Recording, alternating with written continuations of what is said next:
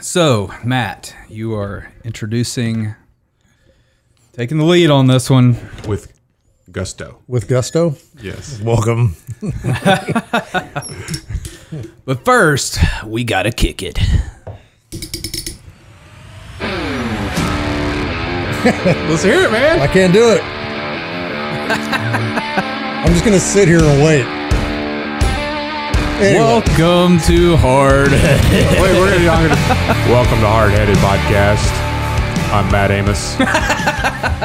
And with me as always, To my left, Chet Sears and Troy, 3-shot Trussell. Welcome to another exciting episode. Is that enough inflection for you, or do we need more excitement? I don't know. I thought he got kind of up there at the end. Just a little bit, but I was asleep before then. So Are you? Okay, well, that'll work. Are you back? We're just to our audience. We're just trying to coach Matt to have a little bit more excitement, A little more gusto. And for our audience, I'm what people would describe as a flatliner. I don't go up or down. I'm pretty much in the middle the whole time, so I don't get real excited. I don't get real down. It's just the way I live, man. Even keeled. Even keeled. Even keeled. Like a sailor. Mm-hmm. Anyway, You did serve in a branch of the Navy, didn't you? the men's department, yeah. So today we're going to start off with Chet. What is on your mind? Yeah. Is that what we're going to do? Yeah. And then what are we doing after that? We're going to go to top 3 things that make America awesome, because we're coming up on the 4th of July holiday weekend. No, we are not. We're coming up on Independence Day, Matt. Independence Day, very well. We're not celebrating the 4th of July. The 4th of July is Independence Day. No, we're celebrating independence. I like it. You're bringing it back. I like where you're going with that, though. The whole is trying to take independence out of our everyday vernacular. It's not the 4th of July. At least you're consistent with terms. That's right. And wanting to stay true to tradition. Wow. Yeah. We're still on that, I guess. We could do a whole nother podcast about boil. No, we couldn't. No, that's been settled as far as I'm concerned. That's all you have to say is it's settled. Even if it's not, just say it's settled. It's settled. For those listening, we did come up with a term in the comments on Facebook, and we're going to. I think we have all basically agreed to the Baptist boil. No, we haven't all agreed. We haven't all agreed. It was just hashtagged. I don't think it was agreed upon. Yeah. It's settled. That's full immersion. But anyway. Yeah. So I'm going to tell you what's on my mind. I'm going to blow this thing wide open. If I'm not going to suicide myself after this, just so you know. But Are you getting a tattoo? there's a racket, Hashtag McAfee. as in like a racketeering thing going on in Wichita, Kansas, Uh-oh. and probably in your town. And I think it just needs to come to an end. We need to expose this. Okay, for those that don't know what racketeering is, let's define that. Based on the context clues, what would you think? I'm just asking for our listeners that don't know what the word means. So can you just... So It's a racket. An illegal activity that's kind of organized, something like the Mafia. So if you look at the during the Prohibition times and all this, there's racketeering, Right. Those kinds alcohol of and all that stuff. yeah, and organized crime. If you want to look at it, Okay. there's an organization to it All right. So if with you're multiple listening parties involved. and you didn't understand, now they understand. So just to give a little context here. I moved up to Wichita, Kansas from Shreveport, Louisiana back in 2007. One of the things that I noticed immediately upon having a house that did not have a yard yet, it was in the process of being built when we bought it. So no yard, no fence, no anything. And I came from the land of the St. Augustine grass. I miss that grass. Love that grass. And then the neighborhood that I moved into, City Boy Problem, has an HOA or a covenant, a homeowners association, and there are rules around what plants you're allowed to put in your neighborhood. And one of the rules is you had to plant fescue grass in your yard. I was told that if you're going to have fescue grass, you have to have an irrigation system because fescue grass won't live without being irrigated. And so I was like, that's crazy. Whatever. I got all this stuff to do, going down the checklist. And then I'm like, well, hey, get some quotes. You need to sod it, by the way, because fescue doesn't do well when you seed it. So I looked at the cost difference between seeding and sodding, and I'm like, I'm still seeding. I'm not gonna pay for that. Like, that's way too expensive. So seeded, everything took off. It actually, went well but I had to irrigate the heck out of it. I actually had to put in, because I was also warned that based on the water rates in Wichita, if you're going to water your grass in the summertime to keep it alive, your water bill would be anywhere from $200 to $400 a month. Yep. Just to keep your grass alive. So then I start thinking, and over the time that I've been here and I struggle with my fescue, I've got a well, got a irrigation system on a timer, the whole thing, seasonal adjustments, everything else. And if those sprinklers don't cover every square inch of the yard in this time of year, if it's windy or something and it's not. Yeah. Well, no, let's just say like I've got double coverage. So I've got sprinkler heads that, well, if there's like a little patch, just like 3 or 4 square feet, that's not getting the double hit of all the coverage, this time of year, it's brown. Like, it will die if you didn't have all this. So I'm thinking, why in the world do the HOAs require that we plant a grass that doesn't want to live here? And then I'm like, follow the money. Like, how many thousands of dollars are spent by homeowners on something that just to keep the grass alive? The grass that you have to buy. Like, this is required that you get this specific seed. And so I start digging into this, like, what in the world's going on, right? Who's profiting off of this?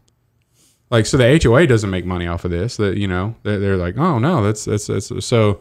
Well, they're sprinkler companies, the grass sod companies. There's a big grass farm out by us, Matt, closer to me. They're out in the country. Because I'm a little further out there. Yeah, it'd be a little too far to drive. But so you got the side people, you got the irrigation companies, you've got not just the equipment itself, but actually putting the systems in, and then you have these well diggers, to put the wells. Did you say fertilization companies as well? On top of that, right? There you go. So which they recommend like 3 times a year. It's more than that. And they tell you 6. They tell you. You've got to dethatch every other year. You should not mulch. There's a lot of these are lies, by the way. Reseed. That you have to overseed every year. And so I'm like, no, I'm not doing all of that.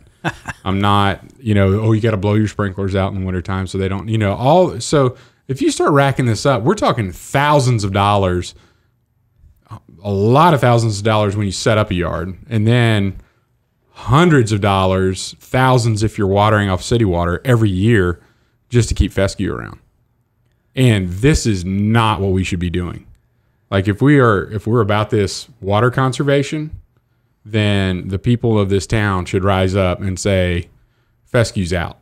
Like, we got to get rid of this. But Bermuda is in. Well, there's several different grasses, and I start digging into this, and I'm like, well, hey, what are some native grasses around here, or close to native grasses? So buffalo grass is one.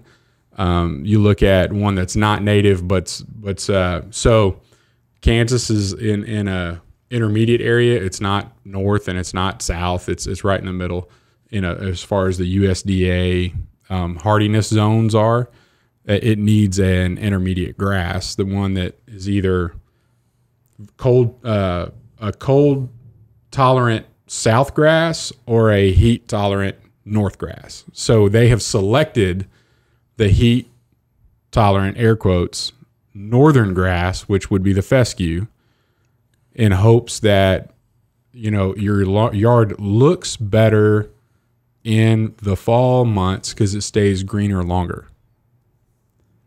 That's the reasoning that you get when you start looking at all these websites and you go to the K-State Ag Department and their recommendations under their horticulture, whatever, You start digging into all this, and it's literally the only reason. The only good thing about fescue is it stays greener longer into the fall. And I'll tell you right now, getting into the fall, I'm tired of mowing. Like so being greener to November instead of browning up in September or October. Yeah. It doesn't make me any problem, especially if I don't have to spend thousands of dollars a year to keep it green when it's wanting to turn brown all stinking summer long. So a non-native grass that's more cold tolerant, but it's a southern grass, is zoysia grass. And that's another one. The other thing that's the buffalo and zoysia do is they seed their own. Like they send runners out. Yeah, like St. Augustine does. St. Augustine. I love that about St. Augustine. Well, with fescue doesn't. So if you have a hole in your yard, a little patch, you have to like seed that area if you want grass to come back, which is the dumbest thing in the world. Like your yard should try to propagate, but fescue doesn't. Yeah, like and if you have a female dog, they have a hormone in their urine that will kill the grass in spots. That's just any dog. Any dog. Oh, I thought it was just females. Well, you've only had female dogs, but male dogs do it too. Well, I was told that. Yeah. So, whatever. Yeah. So, but another negative. And it's not like, oh, well, the grass is just going to fill that hole in later. No, you have to go out there and rake that up. Yeah, you got to go plant. Yeah. It's stupid. Yeah. So I'm telling you, there's something going on where there are people like, we're okay with this. We're going to keep this in here. We're going to force people to spend more money than they should. We're going to pull more water out of the aquifer than we should just to keep this going, or more water out of the treatment. And Wichita's got to put in a brand new water treatment facility because we're consuming too much water. It's not keeping up with it. Well, we're also forcing people to put in things in their yard that requires more water. Like it's crazy. So if you're a conservationist, we should be opposed to this. If you're a capitalist, you should not be signing up to rules that require you to spend more money than you should for no apparent good reason. So the only thing that I could think that maybe if people are innocent in this and not thinking all the yard companies out there, all the sprinkler companies, all the seed companies, all these people are like, hey, we got it, Our hardiness zone changed. So they did the survey back in 1990, and we were a little bit more on the northern side of hardiness. And then they redid the climate study in 2012, and now we're on the southern side. We moved from 6A to 6B. So what was once good in Oklahoma, and you can't find this stuff in Oklahoma, this grass that we have to plant up here, it's not down there, right? But we're 35 minutes from Oklahoma, but yet it's required here. Well, 30 minutes south of here, 35 minutes south of here, it doesn't grow. It's not natural, and nobody's asking for it. But we require it here. Well, that zone that used to be in Oklahoma is now in the southern part of Kansas. So they shifted all those zones up basically in 2012. And I think maybe out of just ignorance, laziness, neglect, or whatever, all the HOAs that saw the climate zones in 1990 said, well, that's what it is, hey, we were colder climate. Well, that changed in 2012, and maybe nobody else has said, hey, we got to change this. This needs to shift. So, and looking at all the website stuff, most everything that everybody's being told to do with these yards is not what we should be doing. Number one, we shouldn't be planting fescue. Number two, you don't need to bag your mulch. Mulch is actually helping in this situation. And when you talk about dethatching, it's not actually pulling the mulch out. It's dead roots that you're getting out. And you don't need to do that every year, but they're trying to do that every year where you can rent all this equipment at all these places. It's just it's a racket. I'm telling you, people are our ignorance as a people group around here, and this is probably happening in your town as well, unless you're in the South and St. Augustine's everywhere. Which it's a fantastic grass. But if you also look at heck, I mow the grass. Heck, my dog goes outside, his feet turn green. The stupid fescue grass. Oh yeah, well, St. Augustine doesn't do that. Well, your dog's wouldn't do that. Black and brown fur. Mine's golden, and it's she gets. My dog has green. white feet. He does? Yeah. Oh well, never. So it's even more green. No, he doesn't. He has green feet. Yeah, green feet after I mow. My shoe, you can't. The shoes you mow in all turn green. It's just green every time you mow because you fresh cut grass on that fescue is just stupid. So I'm either going to really blow this thing up and start pushing real hard in my HOA, or I may just go ahead and just play over, like you've got no science that says this is better. This Fescue's better, and I'm just going to plant Zoysia. And good luck. I'll fight the man. Fight the man. Well, I had Bermuda taking over my Fescue in the should have just let it in go. every backyard, and I did. I like just kind of let it go. And when we were in your neighborhood, the guys that came in to survey the yard and everything and help me out, they're like, "Oh yeah, we got to kill all that stuff. That stuff's just going to take over your yard and blah blah blah." You let it. Like why? It wants to grow here, and the grass that I have here doesn't. Yeah, so let's let it take over. In our last house when we lived south of Mays, it was overtaking the backyard, and I was happy with it. Yeah, it was great. Like it wants to grow here. So, well, I've got the buffalo grass. That's what we did. Because you live in the country and you get to do whatever you want to with your land, and I applaud you for that. Right, but when they came in and we built the house, they actually they brought in the buffalo grass and sod, and then they laid the sod, and it was a checker pattern. Did they leave space in between? Nope. Oh, so they just laid it out, but it was a very small area, because you can't do all 20 acres, right. and sod, but they did this small area, and over the last 8 years, it's just started to spread everywhere. And so even now when I mow the pasture, or they come and bale the hay, you can see the nice little foundation of buffalo grass underneath it, and these nice thick patches in places, and some places it's bare. But I have a question for you. Do you have an irrigation system that keeps all this watered all the time to keep it from dying? I do actually have an irrigation system. The buffalo grass doesn't really require it. Interesting. That's great news. However, it performs better if you do water it. How often? I typically water 3 times a week. Yeah. Hour and a half on each. Cover your whole yard? Each station. You know how often people in my neighborhood will have to water this time of year? Probably every day. More than once a day. Really? Yeah. Yeah. Multiple. It's and I don't. I keep mine on the bare edge of green. I did too because we didn't have a well. Yeah, it's crazy. How much did your water bill get? Oh, it got up to probably $250 a month. That's summer. That's ridiculous. It's ridiculous that we're requiring this out of our homeowners. Well, and even on mine, and I can kind of understand from a, HOA is there to kind of protect the value of the homes that are there. So I'm just going to explain Go for it.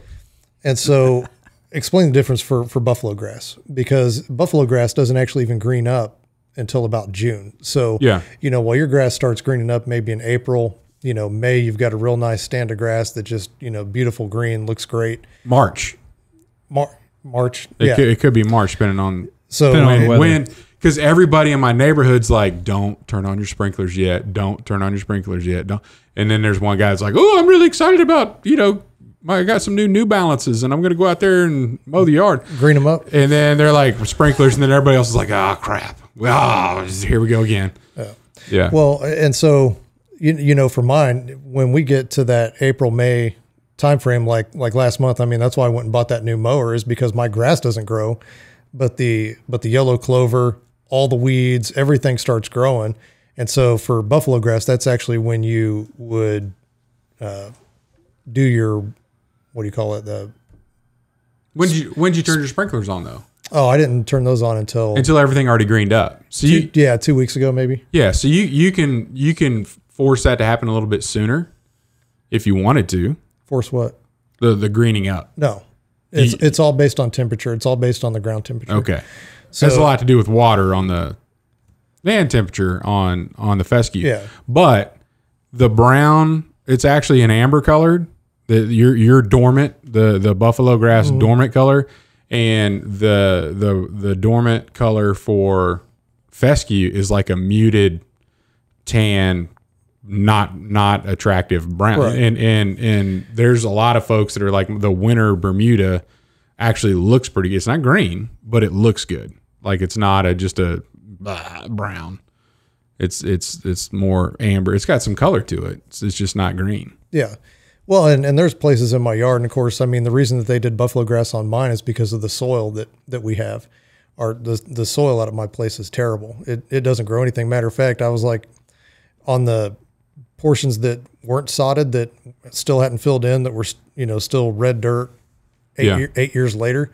I went out, probably 4 years ago, and I bought a bunch of buffalo grass, and then I was like, this is going to take off and fill all this in, because the buffalo grass was actually quite expensive. And so, because it's a blended buffalo. The first time you buy it, but after you buy it, you're done. Right. So fescue may be cheaper, but you have to oversee that stuff every year, according to the people around here that say that's how you care for your yard. Right. That are profiting off the way that they're telling you. No, I mean, it's like anything else. It's a racket. I mean, you can even get into pretty much anything, and there's going to be accessories or the way you should do things, and there's people trying to fit into a market where you can sell a product. Yeah, but the one that gets me a little bit more about this, though, is it's mandated.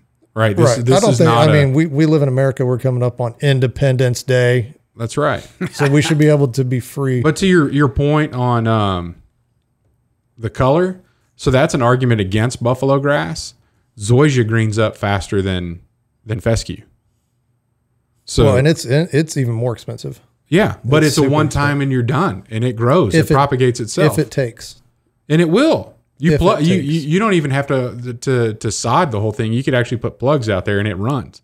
It goes crazy. And all of us already have irrigation systems, so we just wouldn't have to use as much water now. And if you're building a new home, maybe you don't have to put a whole irrigation system in. And then the cost of your homes goes down, which is fantastic. So I understand that there needs to be uniformity in a neighborhood. I'm just saying, let's I don't actually think that there does need to be uniformity. I think every house should be unique. But it needs to, I would say, if you live in a neighborhood, you ought to have the upkeep. It should look nice. But I agree. But I could tell you, if you have a grass with runners and you have somebody that doesn't want runners, and somebody that does want runners, they're screwed. Whoever has runners is going to, they're coming into your yard. Yeah. Unless you put in like hard borders at your fence or something like that. Who knows? But I'm just saying, it will grow right over that, right through that. I can tell you that from experience. Like, we've got these garden, like the garden beds where your flowers are and stuff. And we had one spot where the wind out of my place is just crazy. And so it took all the mulch and basically blew it, who knows where, Oklahoma or maybe Nebraska by now. But we didn't do anything with it. Mm-hmm. And that first summer, that grass went up and over that barrier, that plastic barrier that's about 6 inches, it's about 4 inches in the dirt, and then you got another 2 up top, and grew straight over that and covered that whole thing. I mean, some of the nicest grass I have in my entire lawn is in my garden beds. Yeah. But I've been fighting because buffalo grass is hard to make look nice, because you get so many weeds in the early spring that germinate and grow when that grass is not. So you got to really be on top of your weed control in the beginning. So don't go buffalo grass. Go Bermuda. Go Zoysia. I mean, but pick one that's not the hardest one, the most expensive one to have, the one that's the least robust. So if you walk, like, we have to take out our trash once a week, our garbage can, so store that thing in the backyard. The little pathway that I walk for that, like, gets worn down. It's like carpet. Minimal traffic. Like, for minimal traffic. It's like if your dog's like, oh, I'm going to run over here and bark at this person that's walking their dog. My dog does this a lot. But I'm going to go over there. Dog doesn't live outside. Yeah, just his normal pathway beats the grass down. Never goes back. Like, Zoysia grass, that's awesome. Bermuda, like golf courses, right? You're driving golf carts on that stuff hundreds of times a day, and it stands up to it. And it's a better grass for the climate of Kansas than anywhere else. And why in the world are people telling you we have to plant fescue? There's something that's not robust, something that you have to water too much. It's something that costs more than any other grass to maintain in this region. And I just think it needs to stop. I don't disagree. That's what I'm just saying. So, who's profiting off of it? If I end up dead, you guys go after the grass guys. They did it. whoever they are. Whoever they are. Which one? Which they'll have to come to all of them. They did bring them all down. The grass guys. They're working together in the lawn. It's like the grass with mafia. the lawnmower. They're like a mafia. Like they're running something here. You had any contacts in the FBI? I think we could blow this thing wide open. We might be able to. We might be able to. Come, grass people, look out. We are coming for you. That's what's on my mind, man. They're sitting down like the Godfather, pressuring these HOA presidents. Oh, they're listening to this podcast right now. There's text messages right now flying around like, oh no. There's this new HOA coming up out there. They got that whole new addition in Mays, just north of, or across from Woodard's there. Yeah. I imagine that their HOA president is chained in a basement somewhere until he agrees. No. Here's where they get you. This is why it doesn't mean you have to convince the whole HOA. The developer that develops a new neighborhood is the one that creates the HOA bylaws, HOA rules, and incorporates them before a single house is sold. And then until the vacant lots are a lower number than the sold lots, the developer runs the HOA and has the most votes in the HOA. So when the HOA homeowners actually take over the covenant, it's something that's been in place for years. And they've already had to abide by all those rules and didn't have an opportunity to vote to change it. So it's not up to the HOA initially. Everybody in a neighborhood in Wichita, a new neighborhood that starts up, is required by the developer. How does the developer make money? They're selling lots, right? But there's got to be a kickback. There's going to be a kickback somewhere. There's got to be. Builders, you got the turf guys, not naming names, such and such grass farm. You've got all these seed companies. You've got all these irrigation companies, and then you've got all these yard companies flying around here that have to keep up with all this stuff, pouring chemicals everywhere. I mean, I'm telling you, it's not environmentally the best thing to do because all the chemicals you need to treat it, all the overseeding that you have to do, all the watering you have to, all the water you're pulling out of the ecosystem just for this stuff, the draining the aquifer, getting all that evaporation out of it. Heck, the humidity would probably drop if we didn't have fescue around here because all the watering would slow down. Yeah. It just lines up. So, zoysia grass, buffalo grass, or Bermuda are better than fescue in this region. Research shows it. The only benefit, the only chart that you look at that says that fescue, you may like it from an aesthetic reason because it stays greener longer. That's it. That's it. And I'm telling you, after you mow your grass all summer long, getting browner quicker, yeah, everybody's ready for that too. That's mowing. You know, the other people that don't mow, oh, it's pretty green. Yeah, I don't care. I'm done. It's September. Dove season started. I shouldn't be having to worry about mowing my grass after I clean my dove. So if ABC Grass Company is listening, we are looking for sponsors.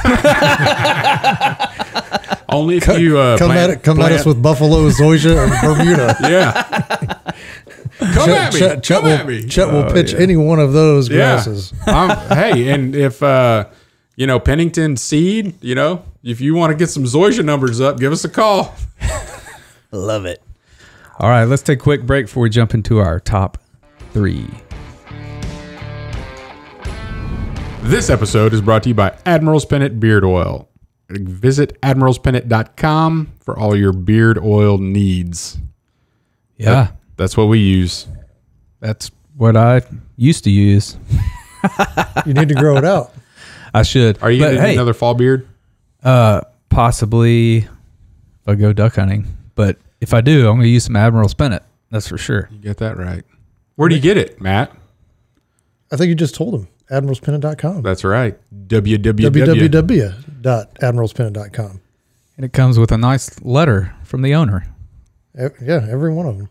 So tell them Hardheaded sent you. Thanks, Admiral's Pennant, for sponsoring this episode.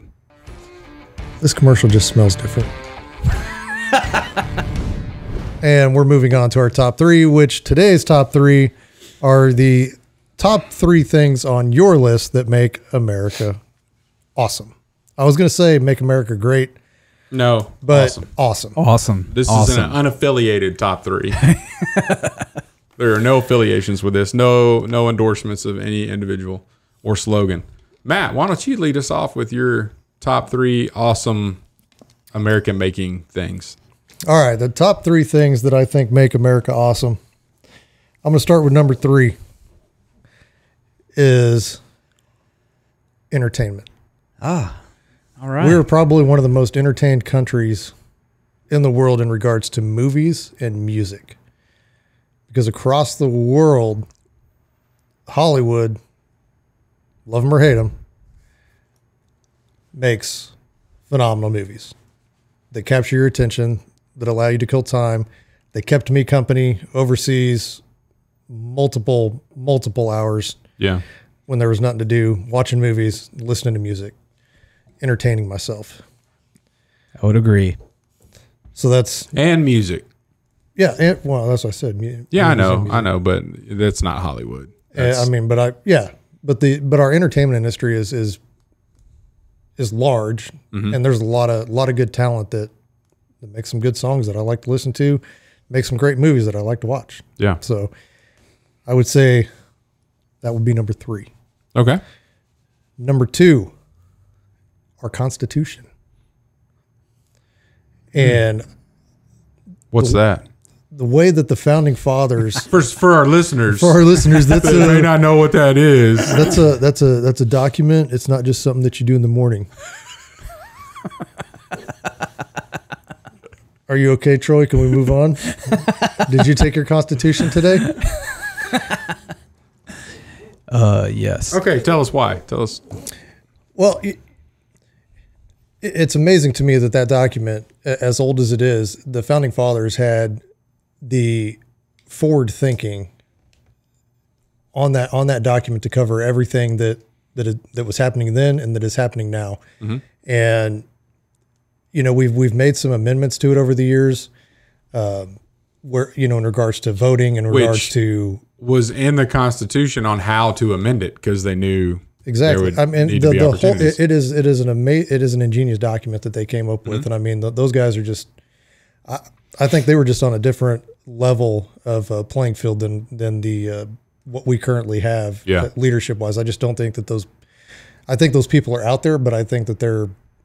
I don't know what they're doing, but there's smart people out there that are just as smart as those guys were, but I don't know that they have the same love for this country that those people did, coming from where they came from. We talked about it before with, America's just kind of gotten soft.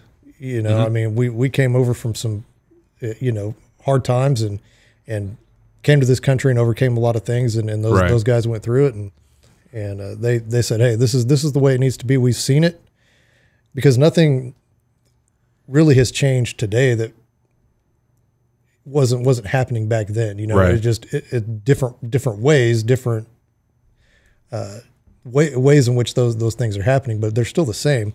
And so they wrote the document based on that, and I think it's pretty ingenious. And as much as some people try to change the wording and misuse the words to either benefit their cause or detract from somebody else's cause, I mean, that document is there and it's pretty solid. Yeah.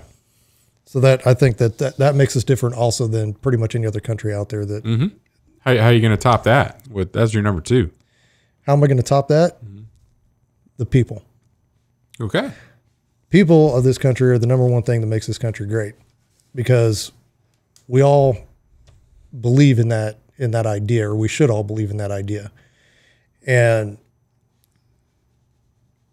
you look and if you spend all your time on social media or watching the news or something like that, you kind of think, well, people suck, or you get just a real bad taste in your mouth about that's so true about people.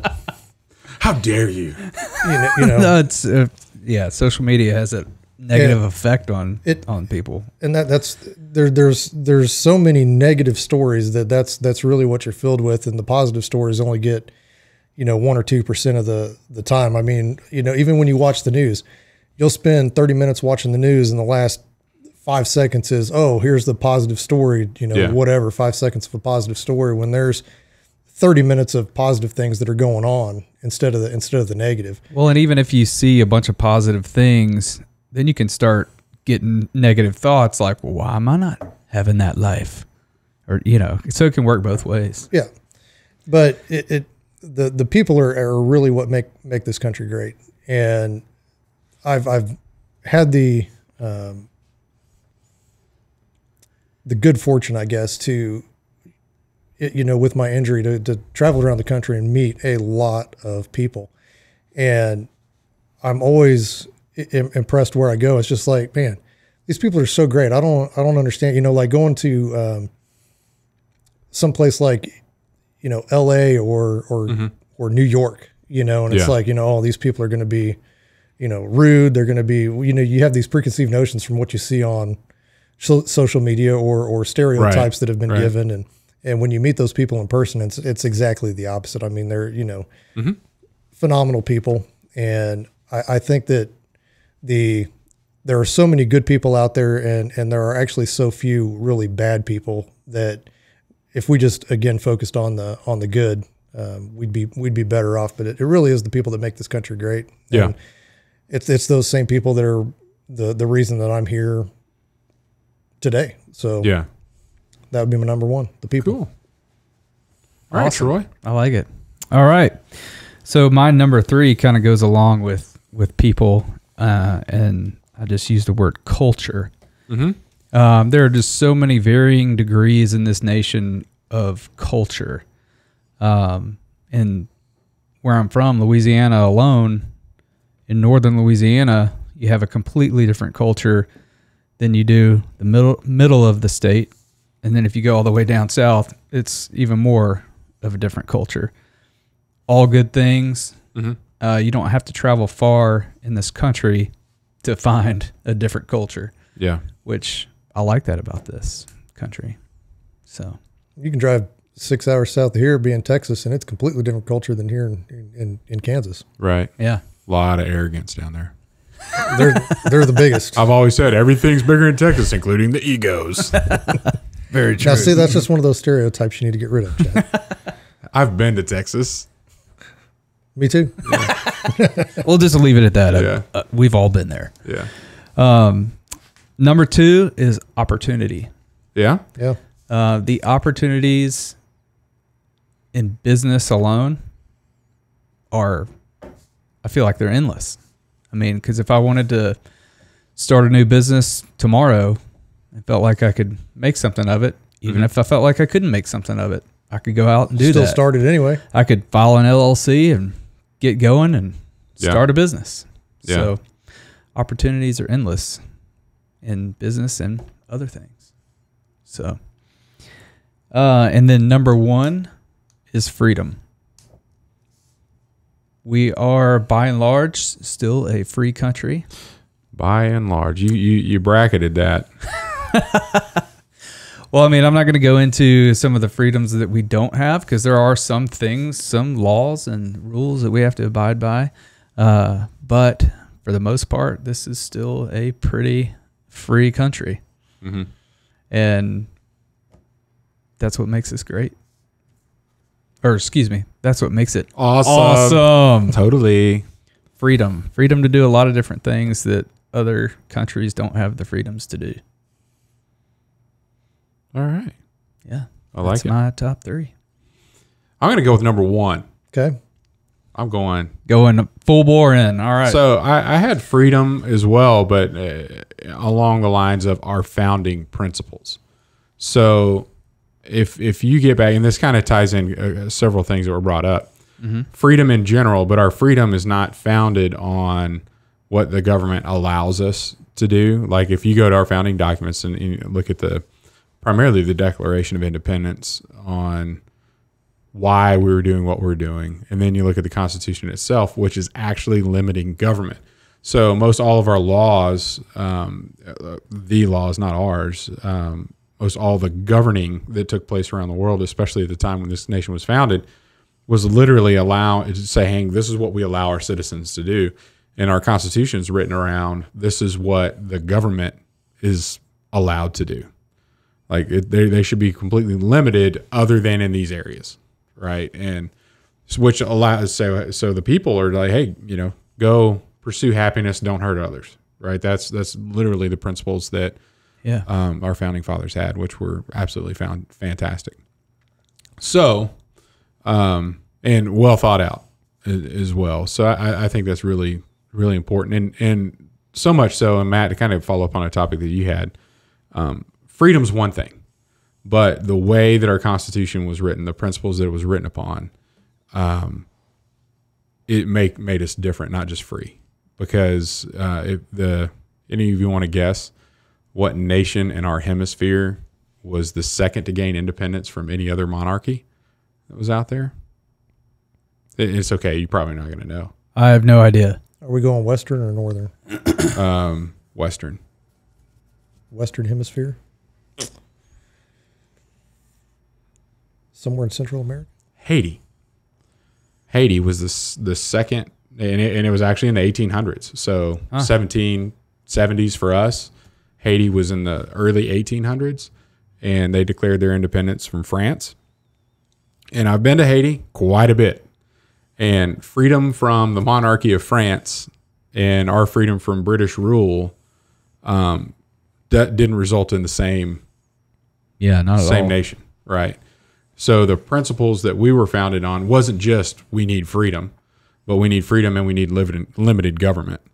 And what I know of Haiti's history is, okay, now that France isn't ruling us, we need to set up a similar rule, but by Haitians, right? Not a completely dramatically different way that people can rule themselves. They're just like, we can do it better than what France was doing for us because we're us, right? We live here. So it's not just freedom, but it's freedom and the principles that we have that we chose to set up this government on. And we're 244 years. I'm not doing the math well. I don't know. I don't do math. 240. It will be after Independence Day. 245 years. 245 years from this, and there's been a degradation. I think we all can agree, but it's been slow. Like, it is so hard. The way everything's written and the way we have the three branches of government and all these principles that we have set up have allowed so much. It's so hard to change things, which is intentional. Right. To allow is so that way if things start to change, it's not just going to be able to change overnight. And that was one of the principles that they set up under this whole thing too, which I think is fantastic. That's why when a lot of people say that, nothing's getting done, it's like that was kind of the point. Yeah. Yeah. I mean, because you don't need to do anything. No, the because people do not need up. you in their day-to-day lives. Right. They just don't. So you shouldn't move fast. Okay. Oh, well, I almost went down a path there. Number 2, our landscape and geography. So I've had the opportunity of, there's probably 2 or 3 states that I haven't been to. And to qualify this, my wife and I have like, hey, when we go to a state, we get to check it off the list. But the check off is that we had to have slept in that state. Like, you can't just drive through it and count it. So under those circumstances, I actually changed that. If I eat a meal there, then it's good. So if you do one of those little 5-minute cut through the corner, I don't count it. But if I've been there long enough to have dinner with some folks or whatever, so I think there's only like 2 or 3 states that I haven't been to yet. So I've been all around this country, and my gosh, it's beautiful. I mean, it's gorgeous, and it is gorgeous in mountainous ways. It's gorgeous in the ways of the swamp. It's gorgeous in the fruited plains. I mean, anywhere you go, beaches. It's just desert. It's phenomenal. There's just so many different environments. There's so many. It's so pretty. We've talked about national parks here before, but just the difference between Yellowstone and Grand Teton, and they almost are connected. They are connected, but yeah, but connected in beauty. Just those two different. They're vastly different, right. And they're right next door to each other. So yeah, that's one of the things that I think is really neat. And I've been to several other countries, and I know there's some really neat things there too. So I'm not just saying that this is, but not every one of them is as awesome is what we have here from a landscape and geography perspective. And then it kind of touches on both of yours when you had culture and people. My third one is going back to that idea of the melting pot. Our diversity. So having lived in Japan, spent some time in China, Haiti, Europe, you know where you are just by looking around at the people, because they're all the same. And you come to the U.S. and everybody's different, right? Like we talked about being in Louisiana, like the Cajuns are different. Like they're different than where the folks that I grew up around, the rednecks, whatever you want to call them. But I think it's fantastic because that gives us a different perspective. There's so many different cultures that are here. Our diversity makes us stronger, I think. And one of the things that I think is really sad with what's happening right now is there seems to be more of a segregation of those cultures and the diversity that we have, where we were focused on bringing everybody together regardless of where their background was.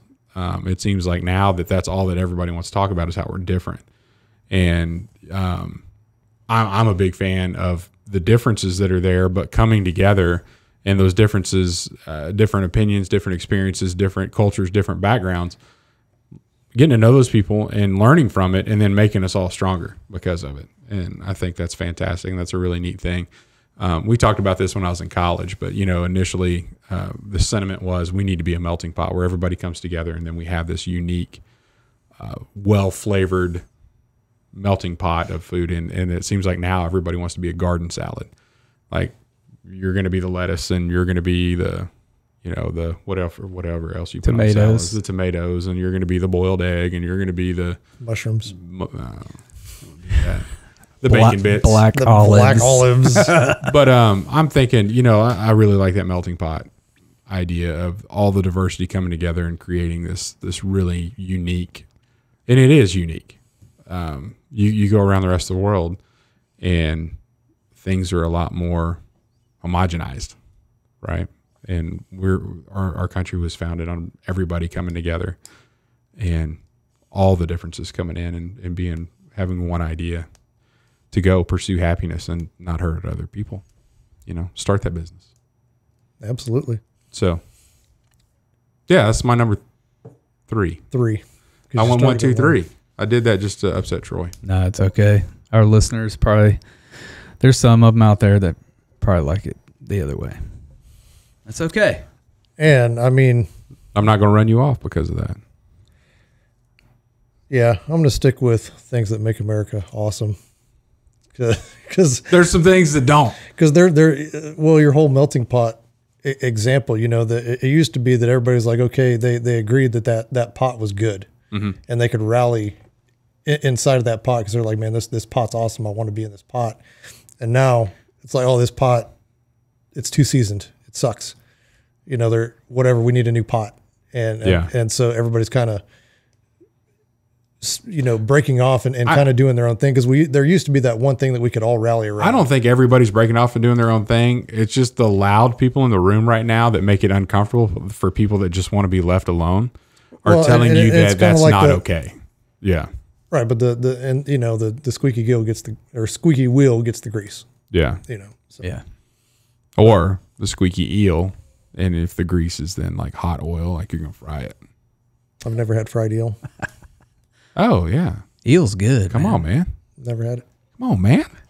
Eel roll, sushi rolls. You should really put some in a tin pan on a Traeger and see how that turns out. Fry it? Frying with the Traeger? Yeah. All right. Yeah, definitely not boiling with one. All right. You are boiling with the Traeger. That's another thing that makes America awesome is you can boil in a smoker. That's awesome. Thanks, Traeger. Yes. You're welcome, Traeger. All right. Moving on. So to our good word for today. And Troy, good word. You're up. So my good word for today is positivity. Whether it be, like it. So because we were talking about earlier, there's so many negative things that can bring us down, whether it be social media, the loud people in the room, just Matt just pointed to Chet. That's hilarious. But even like with your grass situation, if you don't get a handle on your emotions with that, it can lead you to a negative place. I'm just going to stop watering it. I just decided that while we're talking about it. I'm not even going to water it anymore. Some concrete blocks on his feet. There you go. Yeah. Bottom of Cheney Lake. He's still going to be able to stand up and breathe. Cheney's so shallow. I was like, hey, guys, I'm over here. Yeah. So I heard this quote the other day by Pro Trader K. She's on Twitter.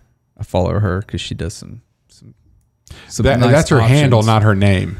That's her handle. Yeah. Okay. Sorry. Thank you. Yeah. Because I was like, who would name somebody Pro?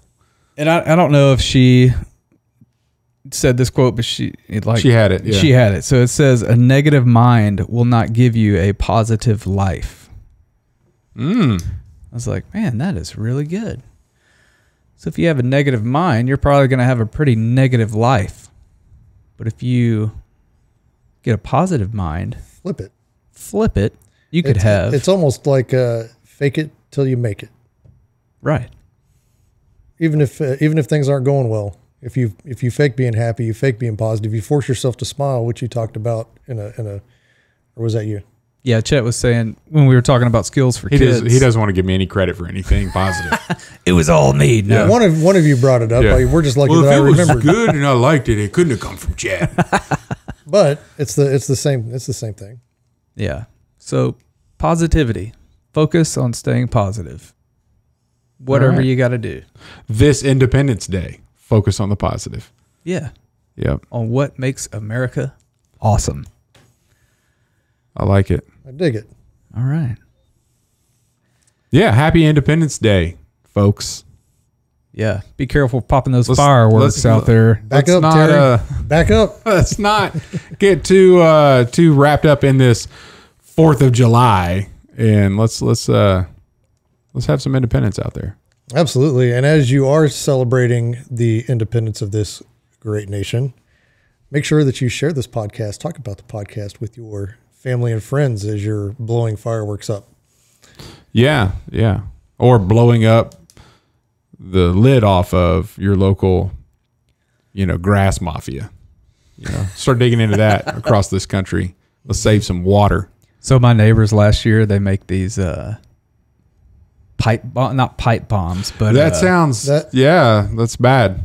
Like these that's bad. Sparkler bombs. That's what they're called. Oh, dude. And that's dangerous. They put them in a hole in the ground, and then they light them, and everybody runs away, and it like blows the grass up. Yeah. So that could be a good way to get rid of some of your fescue. So that could be, or I could just not water it and let all the fireworks that rain down in my yard burn it all up. Burn it all up. But you might not have too much of a problem with that. You got like a 6 foot. You can't have anything that projects past 6 feet in the air. Yeah, right. Because everybody follows that one, right? It's 10 feet, and you can get ticketed. And then the city council actually allows the fire department to issue citations on violating this. And there's a cul-de-sac.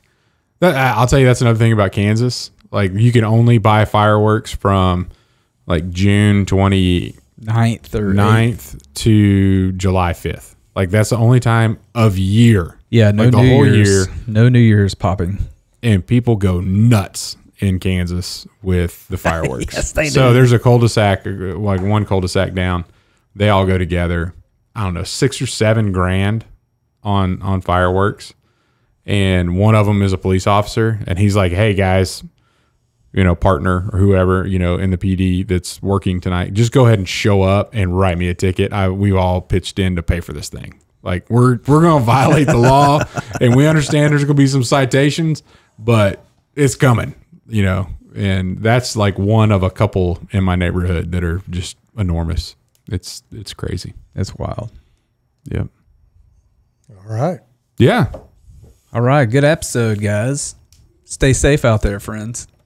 Come back with all your fingers and appendages. And if you don't, celebrating. And if you don't, I know a guy. We know a guy. Very good. All right. Thank you for Matt. Thank you for listening to the podcast today. We're so glad you joined us. Hit that like button. Subscribe if you have not subscribed yet. If you have a top 3 you'd like us to cover, please leave a comment on one of our Facebook posts, or you can find us at hardheadedpodcast.com. Tell us what makes America awesome in your view. We'd love to hear from you. We like interacting with you. And we will talk to you again next week.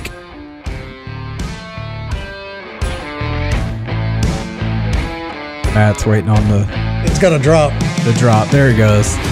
You didn't talk long enough. Oh, I'm sorry. Maybe next time. Maybe next time.